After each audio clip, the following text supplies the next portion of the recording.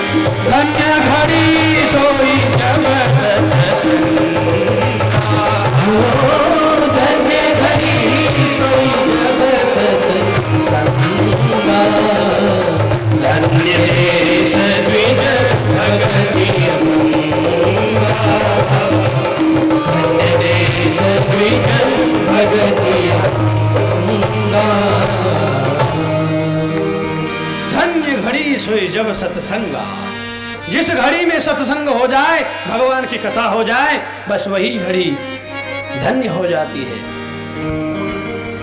जिस भूमि पर भगवान का भजन हो जाए, कथा हो जाए, भूमि नहीं है, तीर्थ हो जाती है।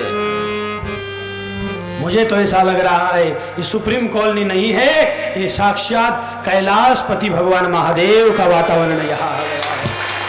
हमारे गोरक्षनाथ मचिंद्रनाथ का ये सुंदर तीर्थ बन गया है, ये सुप्रीम कॉलोनी नहीं है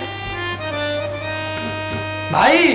ये मैं नहीं कह रहा हूं, बाबा तुलसी कह रहे रामचरितमानस में, शिव पुराण कह रही है, क्षणोत्रैव सुदुर्लभः, जिस क्षण में भगवान का सत्संग कथा हो जाए वह क्षण धन्य हो जाता है। कल एक दोहा हमारे दरबार भाई बोल रहे थे, क्या, महादेव मिलन को जाइए,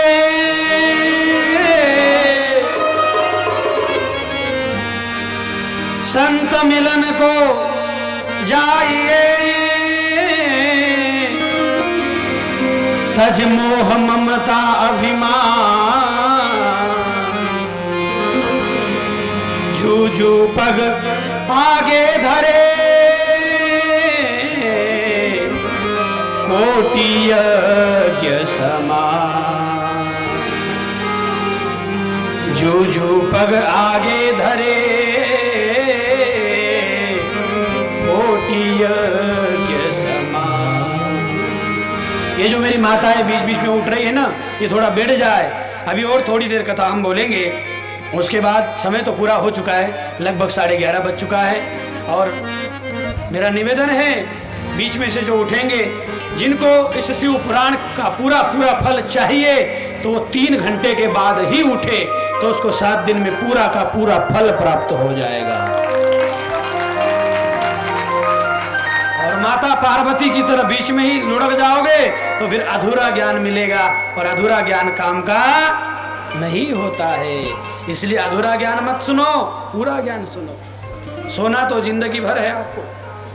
तो जू जू पग आगे धरे, कोटि यज्ञ न समान। एक एक कदम आप चल चल करके यहाँ आई हो तो करोड़ों करोड़ों यज्ञ के बराबर आपके कदम है मैया। कितनी दूर दूर से, उस गली से, उस गली से, उस कॉलोनी से, उस कॉलोनी से लोग इतनी दूर दूर से कथा सुनने यहाँ आए हैं। ये दावे के साथ कहता हूँ कि जितने कदम तुम भगवान की कथा सुनने के लिए आए हो, एक एक यज्ञ अश्वमेध यज्ञ के बराबर चल करके आए हो। बहुत बड़ा पुण्य का फल आपको मिलेगा इस चीज का। इसलिए सुनिए, विधि बता करके आगे कथा सुनाई कि शिवलिंग का निर्माण कैसे हुआ। शिवलिंग का निर्माण कैसे हुआ वह बताया। तो समय तो लगभग पूरा हो चुका है और क्या करूं, बंद कर दूं? भाई ऐसी मरी हुई आवाज में मत बोलो, थोड़ा सा लगता है सबकी इच्छा जो है, और समय भी लगभग पूरा हो चुका है। लेकिन एक बात मैं आपसे कहना चाहूँगा, हरि अनंत, हरि कथा अनंता। भगवान की कथा को बोलने की हमारी क्या क्षमता, क्या बुद्धि। परमात्मा अनंत है, उनकी महिमा अनंत है, लेकिन हमारी बुद्धि के मति के अनुसार दास की जितनी बुद्धि है उतना कहने की कोशिश कर रहा है, और फिर बाकी महादेव की कृपा जो भी है। तो मैं कोशिश कर रहा हूँ कि ज़्यादा से ज़्यादा आपके समक्ष जीवन उपयोगी बातें मैं आपके सामने रखूँ। तो शिवलिंग की जो है महिमा बताई कि शिवलिंग को जो है कैसे निर्माण हुआ, कैसे प्रकट हुआ। तो कहते हैं कि भगवान विष्णु और एक बार ब्रह्मा के बीच युद्ध चल रहा था।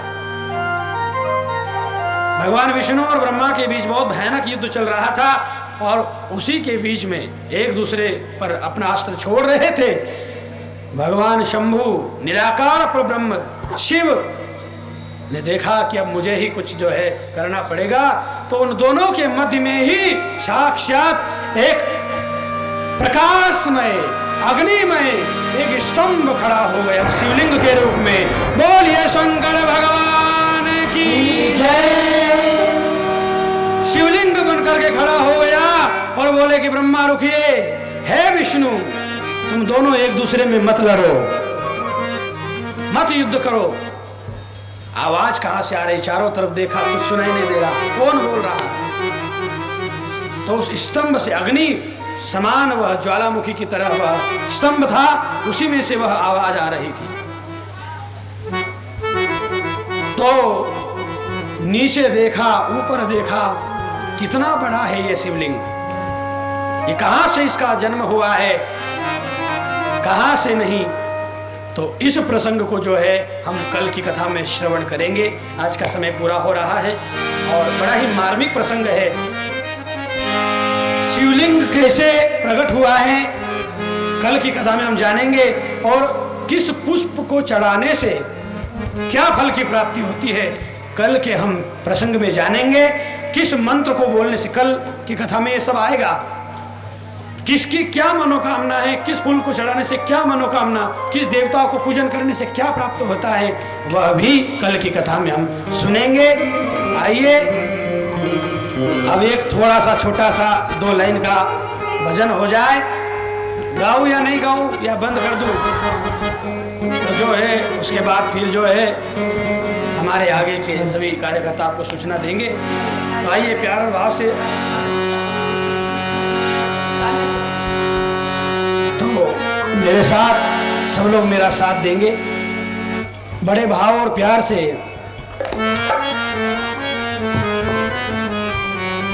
तालियां बजाते हुए, कोई कोड़ कसर नहीं रहेगी। और फिर मेरी माताएं तो वाटत देखती रहो छो, और जो है पीछे की माताएं भी जरा बोलना, हाथ खड़े करना और तालियां भी बजाना। बहुत सारी माताएं आज तो मंडप से भी बाहर है। बहुत बहुत साधुवाद, बहुत बहुत धन्यवाद। अरे गंगा सागर माँ डूबी डूबी जाए, गंगा सागर माँ डूबी गंगा सागर माँ डूबी डूबी जाए, गंगा सागर माँ डूबी डूबी जाए। जो करी सेवा चले सेवा मरी जाए, जो करी सेवा चले सेवा मरी जाए, गंगा सागर माँ डूबी डूबी